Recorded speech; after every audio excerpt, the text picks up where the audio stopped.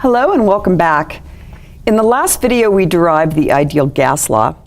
You'll see I've written the ideal gas law in the two forms up on the top. We just want to go through and make sure we understand what each quantity is within these formulas. So to begin with, notice that we have two different forms of the equation and we have all the different quantities defined here below. So first of all, P, which appears in both equations, of course, is the absolute pressure. This is important that you must use absolute pressure.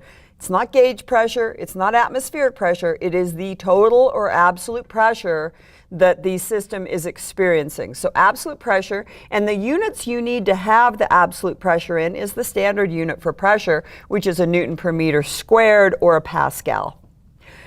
The capital V, which appears in both equations as well, is volume, and you must have it in units of meters cubed.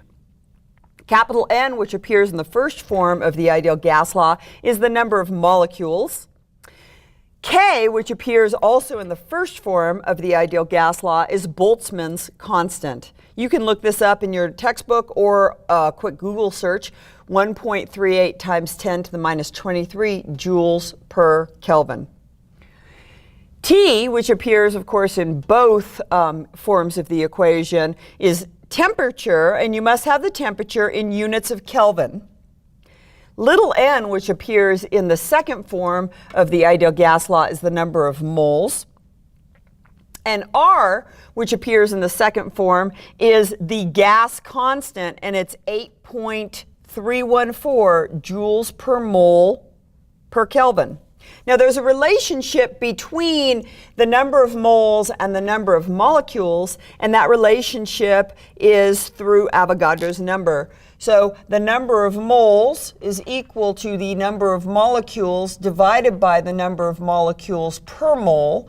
So the number of molecules per mole is Avogadro's number.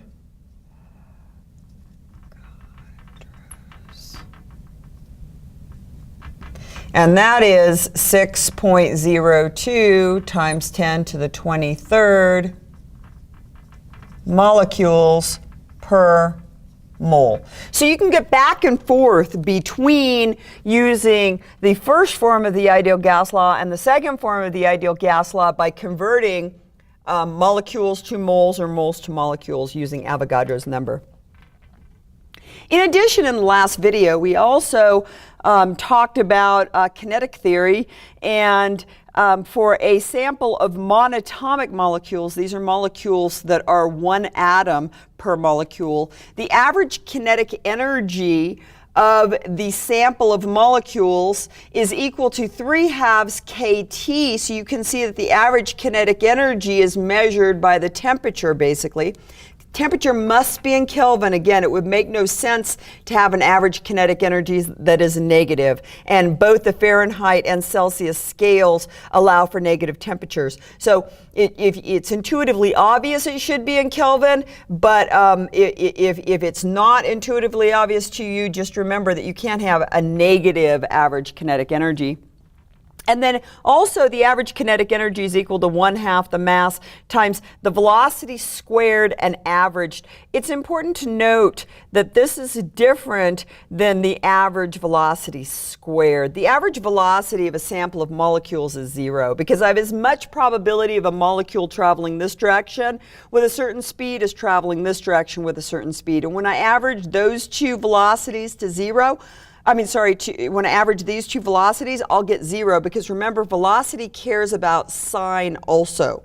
So a positive and a negative are going to average, if they're the same, to 0. So what we want to do is get rid of all the negative signs. So we first of all square all of the velocities, and then we take the average.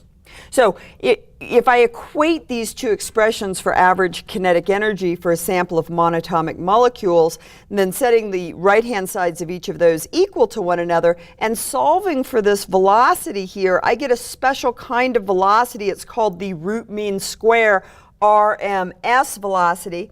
And again, this is just equating these two and solving for V. And here's what I get is the square root of 3 kT over m. So again, RMS stands for root mean square. First of all, we squared all of the velocities, then we took the average or the mean, and then we took the square root. So it's a very special kind of velocity called the root mean square, and you can see it only scales directly as the root of the temperature and inversely as the root of the mass of the molecules in the sample, or a molecule in the sample. And so you see that we can figure out how fast the molecules are moving by just simply knowing the temperature of the sample in units of Kelvin, and also the mass of a molecule within the sample.